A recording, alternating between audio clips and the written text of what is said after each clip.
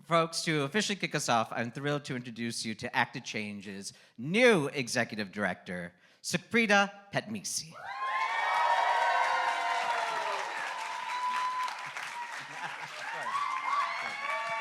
Thank you for that. Hi, everyone. Can we give a round of applause? I love you too. Okay.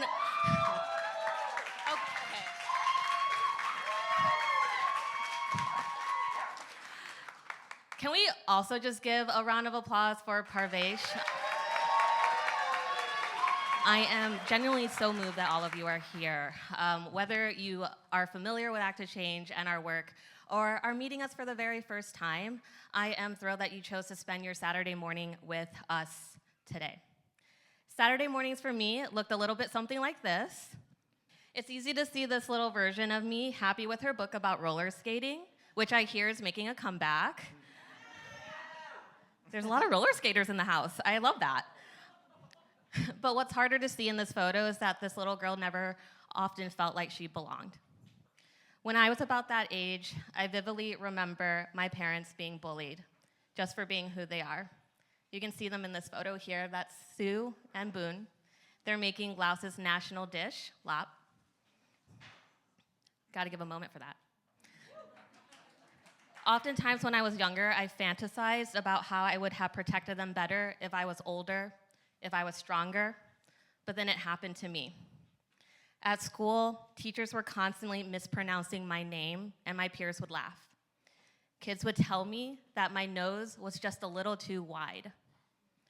They'd start rumors about my family's home situation. They talk about how we ate smelly and strange food, which I stopped bringing to school, by the way. And they would start these rumors about how I couldn't really read because I spoke English with an accent. You probably recognize I don't have that accent anymore, because I really try to squash that part about me.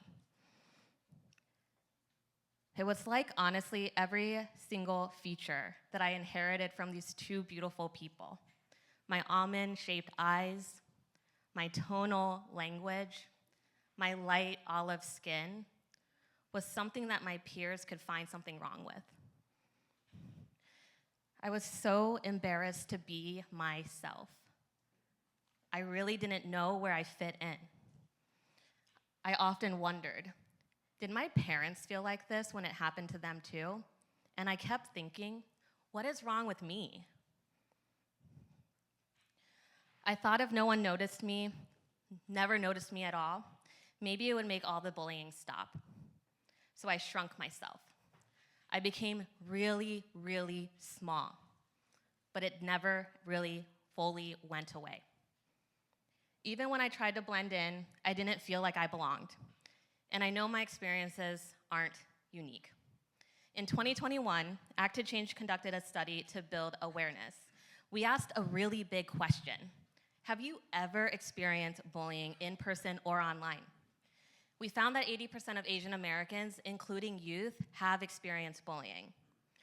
In our 2024 AAPI Youth Bullying Survey, we asked more specific questions. We wanted to know, where is bullying happening and how often?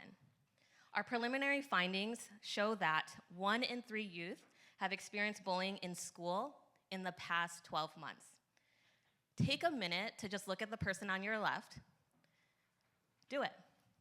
Take a minute to look at the person on your right. You'll get to know them later. But I really want y'all to think about that 1 in 3 fact, because looking between you, one of you, if you were in school this year, would have been bullied. But we also found that if youth felt like they belonged at school, they were significantly less likely to experience depression or anxiety that comes from bullying. Letting kids know that they belong is exactly what Act to Change is doing. This May, we concluded our 6th cohort of Youth Ambassadors program. Y'all, that's not even the good part. That makes nearly 100 youth ambassadors across the entire country.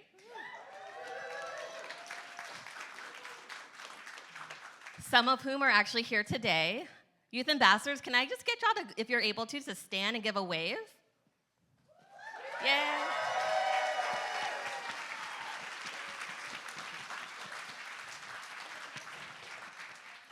I'm also very proud of our homeroom series, where 98% of kids who've experienced it say that because of that program, they are proud of who they are.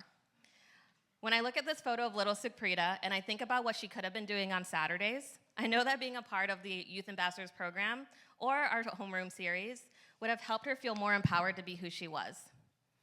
It's why I truly am so honored to be Act to Change's first executive director. I want y'all to hear it from me directly that I do not take this role lightly. And I am incredibly committed to making sure that every kid and every adult that still talks to their inner child has access to programming like ours so that they know without a doubt that they belong. That's what today is about. So I want y'all to think about that as you go through our programming, think about that inner child and what they're doing here today and what they would have thought of this. And if you are a kid working toward a bully-free world, we see you and we're here to support you and we can't wait to see what that world looks like. Thank you so much.